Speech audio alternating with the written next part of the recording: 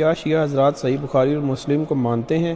اگر نہیں تو پھر ان کو دعوت حق کیسے دی جائے؟ سر پہلے تو جو بخاری مسلم کو مانتے ہیں ان کو دعوت حق کیسے دی جائے؟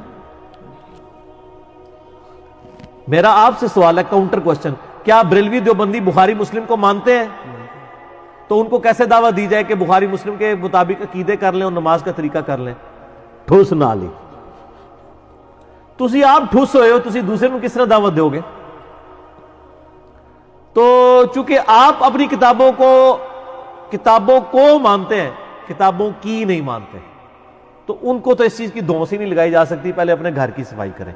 رہا شیعہ، تو شیعہ اتنا ہی مانتے ہیں جتنا ہم شیعہ کی کتابوں کو مانتے ہیں، یعنی ہمیں اگر اپنے عقائد کو سپورٹیو کوئی حدیث ان کی کتابوں میں مل جاتی ہے، ہم کہہ دیتے ہیں دیکھیں جی نہج البلاغہ میں بھی لکھا ہوا ہے، اور اسی طریقے سے ان کو اپنے عقائد میں کوئی سپورٹیو حدیث ہمارے ہاں مل جاتی ہے تو کہتے ہیں دیکھیں بخاری میں بھی لکھا ہوا ہے، غدیر خم کی حدیث مسلم شریف میں بھی لکھی ہوئی ہے، اس حد تک تو مانتے ہیں۔ اور اس لیے آپ دیکھیں ان کی کتابیں اگر آپ پڑھ کے دیکھیں، ایون آپ نماز نبوی، آپ کے اکثریت تو حنفی ہے نا یہاں پہ انڈیا پاکستان میں، بریلوی دیوبندی، انہوں نے نماز حنفی لکھی ہوئی ہے کتاب، اس میں کوئی حوالہ حدیث کا نہیں لکھا ہوا ہوتا، ٹھیک ہے، انہوں نے کوئی حوالہ حدیث کا نہیں لکھا ہوا ہوتا، لیکن جو آپ کے یہ شیعہ کی نماز پیغمبر ایک کتاب لکھی ہوئی ہے، اس کتاب کے اندر آپ دیکھیں انہوں نے بخاری، مسلم، ابو داؤد، ترمذی، نسائی، ابن ماجہ کے حوالے دیے ہوئے ہیں۔ نماز شیعہ کی ہے، سر شرم کا مقام نہیں ہے۔ حنفیوں کی نماز حنفی جو ہے اس میں آپ کو حدیثوں کے حوالے نہیں ملیں گے، لیکن شیعہ کی نماز پیغمبر میں آپ کی حدیثوں کے حوالے۔ تو میرا تو اس پہ یوٹیوب پہ کلپ ہے، لاکھوں لوگوں نے دیکھا ہے، سنی اور شیعہ کی نماز ایک ہے سوائے حنفیوں کے، ایک ہی ہے، مین بیسک سٹرکچر تو دونوں کی ایک ہے، رفع الیدین وہ بھی کرتے ہیں، یہ بھی کرتے ہیں۔ تو شیعہ کو منوانے کی بجائے آپ سنیوں کو پہلے بخاری مسلم منوائیں، ٹھیک ہے، شیعہ کو ہم بعد میں دیکھیں گے۔ عالم اسلام میں غلط حدیثوں کا وجود ہے، اس کو سارے علماء مانتے ہیں، یہ غور کیجئے گا اس بات کو۔ عالم اسلام میں غلط حدیثوں کا وجود ہے، اس کو سارے علماء مانتے ہیں۔ اب آئیے میں آپ کو اس کی ہسٹری سناتا ہوں۔ امام احمد ابن حنبل فرماتے ہیں، جنہوں نے مسند احمد ابن حنبل لکھی ہے، کہ مجھے 3 لاکھ حدیثیں یاد تھیں۔ فرماتے ہیں مجھے 3 لاکھ حدیثیں یاد ہیں، مگر میں نے احتیاطاً اپنے مسند میں، وہ مسند کہتے ہیں حدیث کی کتاب کو، اپنے مسند میں 30,000 حدیثیں لکھی ہیں، جو میری نظر میں صحیح و معتبر ہیں۔ 3 لاکھ میں 30,000 کا کیا حساب بنا؟ جی 10% ہیں، یعنی 2,70,000 حدیثیں انہوں نے ڈیلیٹ کر دیں، ان کے خیال میں وہ معتبر نہیں تھی۔ تو اس کا مطلب یہ ہے کہ اسلام میں غیر معتبر حدیثوں کا وجود ہے۔ انہوں نے مسند لکھی جس میں 30,000 حدیثیں تھیں۔ ان کے تھوڑے دنوں بعد ایک دوسرے بزرگ پیدا ہوئے، امام بخاری۔ امام بخاری نے صحیح لکھی، اس میں قریب 6,000 حدیثیں ہیں۔ 30,000 میں سے 6,000 کا سلیکشن ہوا، اب کتنی نکل گئیں؟ 24,000 اس میں سے نکل گئیں۔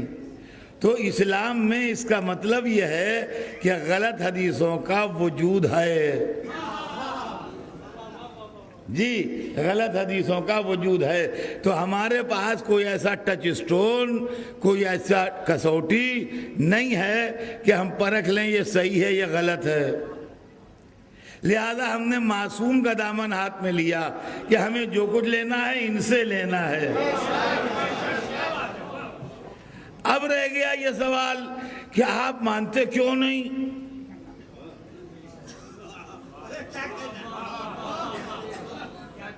آپ مانتے کیوں نہیں؟ اتنی بڑی کتاب آپ مانتے نہیں؟ سوال یہ پیدا ہوتا ہے کہ امریکہ ہندوستان سے کار کیوں نہیں منگاتا؟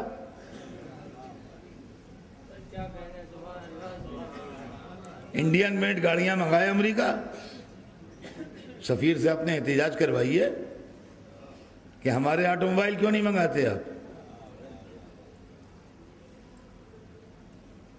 وہ کہیں گے ہمارے آپ سے اچھے بنتے ہیں، ہم سیلف سفیشینٹ ہیں، ہمیں نہیں ضرورت ہے آپ کے آٹو موبائل کی۔ عزیزان گرامی، عالم اسلام میں ہم سیلف سفیشینٹ ہیں،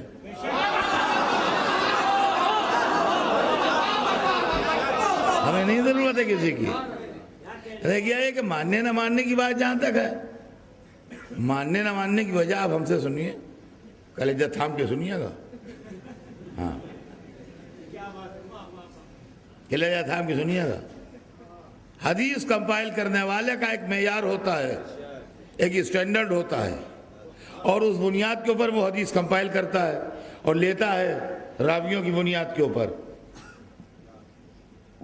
بخاری میں قاتلان حسین سے روایتیں تو ہیں، مگر امام بخاری امام جعفر صادق کو سچا نہیں سمجھتے، اور انہوں نے امام جعفر صادق سے کوئی حدیث نہیں لی ہے، مگر قاتلان حسین سے حدیثیں لی ہیں۔ تو اگر ان کی نظر میں قاتلان حسین معتبر اور امام جعفر صادق غیر معتبر ہیں، تو ہماری نظر میں وہ غیر معتبر ہیں۔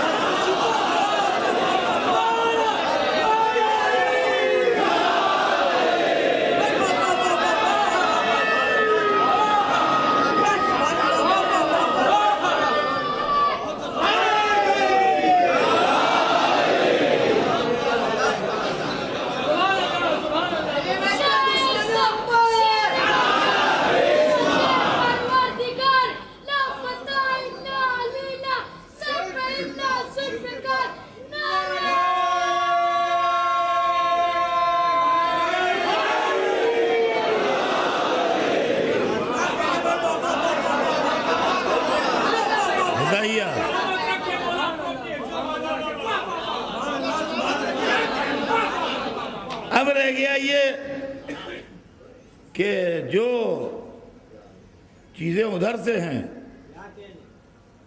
ان کو ادھر والی چیزوں سے کمپیئر نہ کیجئے۔ قرآن میں آیتیں کتنی ہیں؟ بنا پر مشہور 6666، بنا پر مشہور میں نے کہہ دیا ہے، بنا پر مشہور 6666۔ معتبر کتنی ہیں؟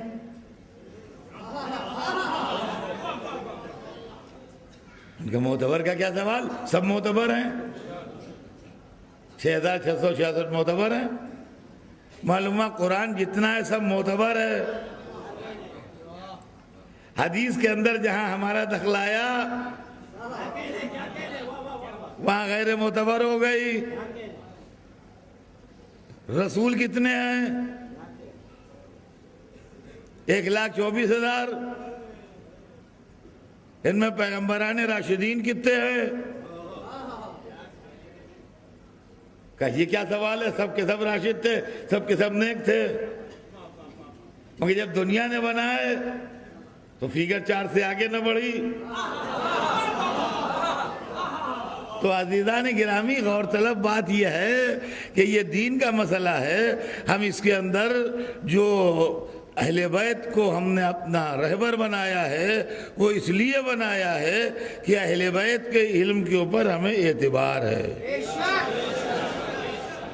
بقیہ ہم یہ نہیں کہتے کہ کسی کے پاس علم کم ہے یا زیادہ ہے، ہمیں کسی کے اوپر یہ کمنٹ کرنے کا حق نہیں ہے، ہم کمنٹ وغیرہ کرنے کے قائل نہیں ہیں۔ لیکن یہ ضرور ہے کہ رسول کے بعد تمام صحابہ کرام کو مجتہد کا درجہ دے دیا گیا ہے۔ ہمیں اس سے بحث نہیں ہے کہ ان کا احترام نہ کیا جائے،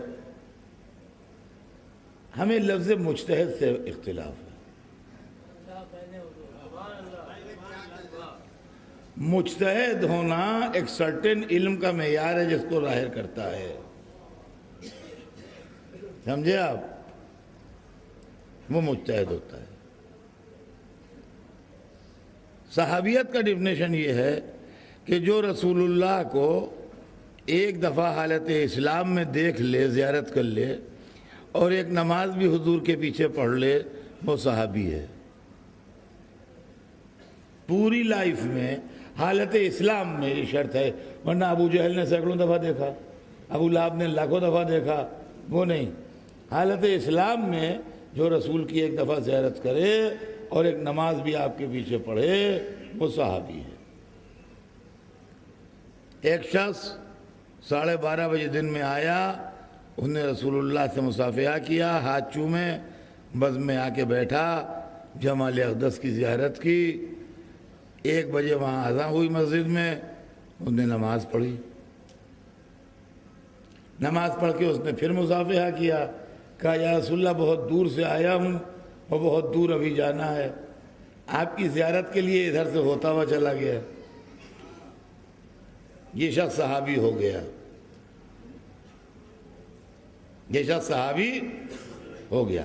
खुदा की कसम मिंबर पर कह रहा हूं, मुझे इस पर कोई एतराज़ नहीं है कि आप इसका एहतराम करें। अगर वो आदमी यहाँ आ जाएं, वो बुजुर्ग जिनने रसूल की ज़ियारत की है और नमाज पढ़ी है, तो सबको ताज़ीम के लिए उठना चाहिए।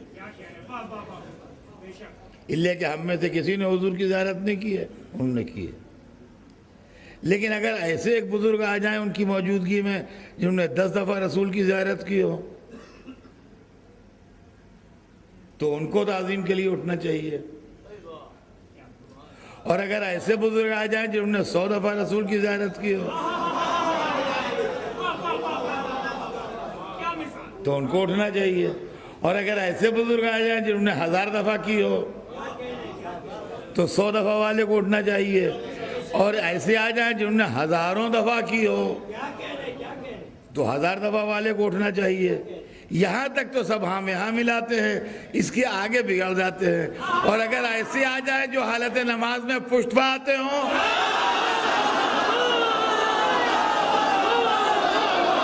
सलावत भेजते हैं मोहम्मद।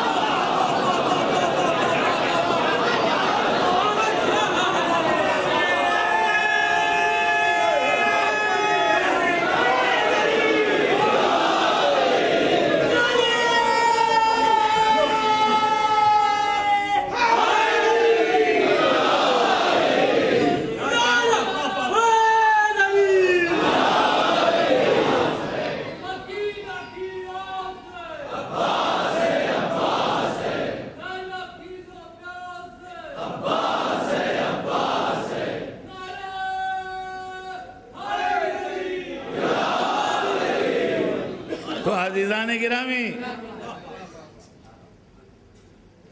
यहाँ मसला ये है, हम एहतराम के ख़िलाफ़ नहीं हैं।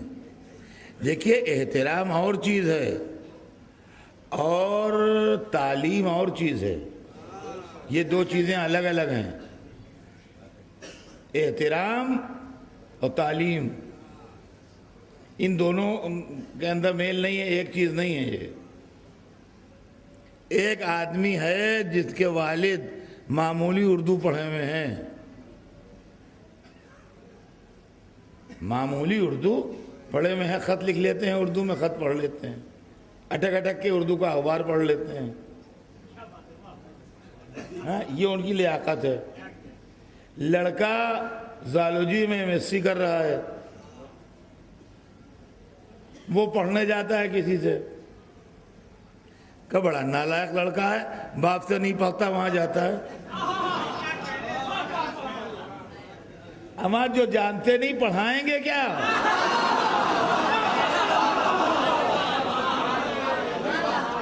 रह गया बाप का एहतराम करना चाहिए। देखिए, ये बात बहुत बुनियादी है कि हर बच्चे को अपने माँ बाप का एहतराम करना चाहिए। मुझे ये बात एक दिन पढ़ना थी, अब मौका मिले न मिले तो आज ही कहता चलूं कि फैमिलियां टूट रही हैं, हालात बिगड़ रहे हैं। ये चीज़ अहले बैत के चाहने वालों के लिए ज़ेब नहीं देती है। माँ बाप का एहतराम बच्चे नहीं कर रहे हैं, بچوں کی صحیح تربیت والدین نہیں دے رہے ہیں، بیوی کی زیادتی شوہر کے اوپر ہے تو اس کا جان لیے لیتی ہے، شوہر کی زیادتی بیویوں پر ہے وہ ان کو ہلاک کیے دیتے ہیں۔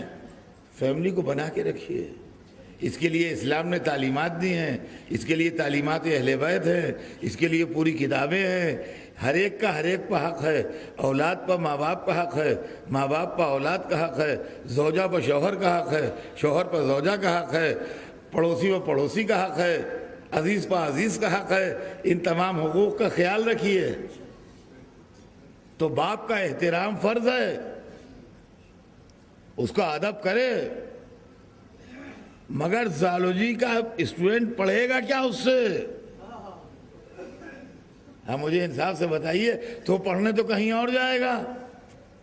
البتہ احترام اسے اپنے باپ کا کرنا چاہیے۔ بھئی یہی ہم بھی کہتے ہیں کہ صحابہ کرام کے احترام میں فرق نہ لائیے، مگر پڑھیے اہل بیت سے۔